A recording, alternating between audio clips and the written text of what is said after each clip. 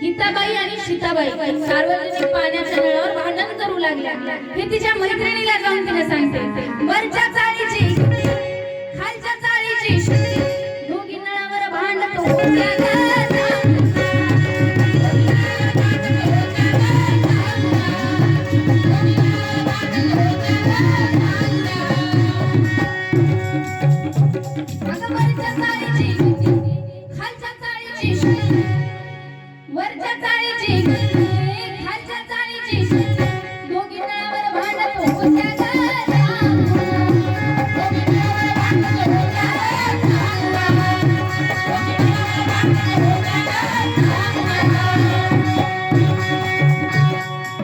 दोघी नळावर भांडत होत्या।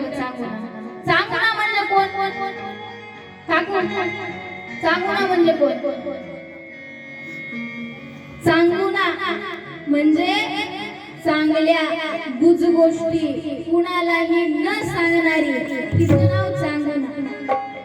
आता हे आमच्या बायकांसमोर मी सांगणं म्हणजे ब्राह्मणासमोर वेद मंत्र वाचून दाखवल्यासारखं। त्यांना चांगलं माहित आहे कुणाला चांगुणा म्हणायचे, कुणाला टवळे म्हणायचे, कुणाला सटवी म्हणायचे, कुणाला भवानी म्हणायचे। तशी ती तिच्या मैत्रिणीला चांगुणाला सांगत होती, दोघी नळावर भांडत होत्या।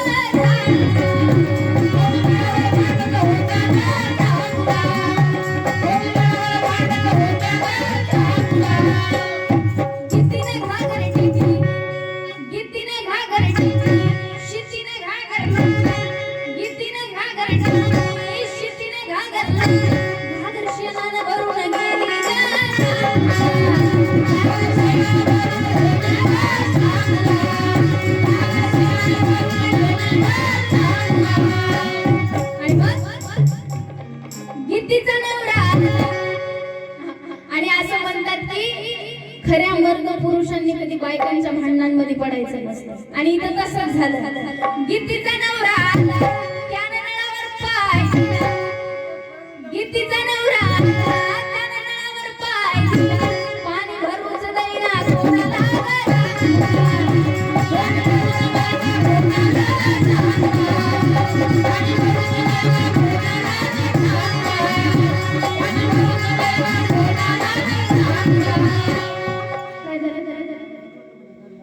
हो लावलं।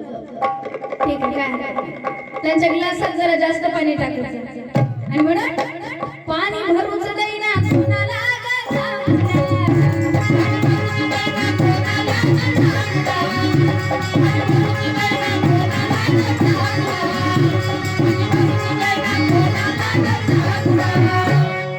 आणि मग महिलांच्या नळावरती महिला पाणी भरत आहेत। महिलांच्या भांडणामध्ये या पुरुषाचं काय काम म्हणून आसपासच्या महिला जागृत झाल्या, आणि मग तिकडून आली सुशीलाबाई, तिकडून आली त्याची ठरली दाढी आणि तिकडून आली त्याची ठरली दाढी आणि काशी जागेचं धोबड वाजलं।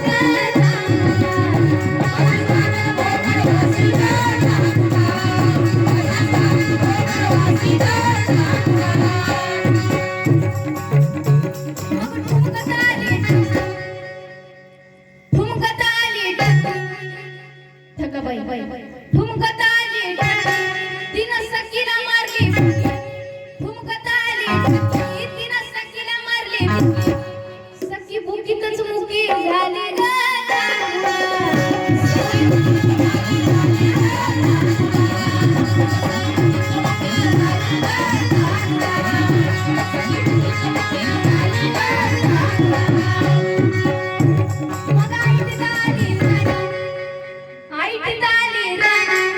तिची जनीन धरली,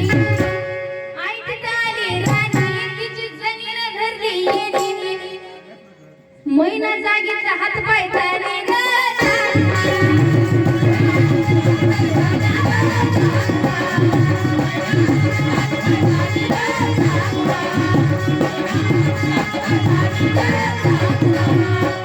ती शेवटी सांगते की त्या भांडणाचं शेवट कसं झालं ती सांगते।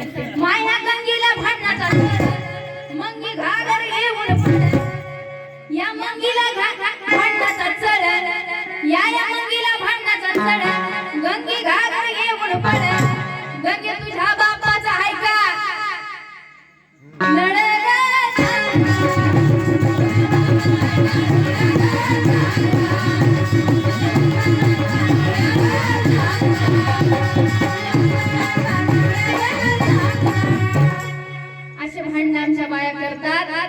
भांडणं कमी पडल्यामुळे त्यांनी जाऊन साड्या चुकल्या सुद्धा इकडे तिकडे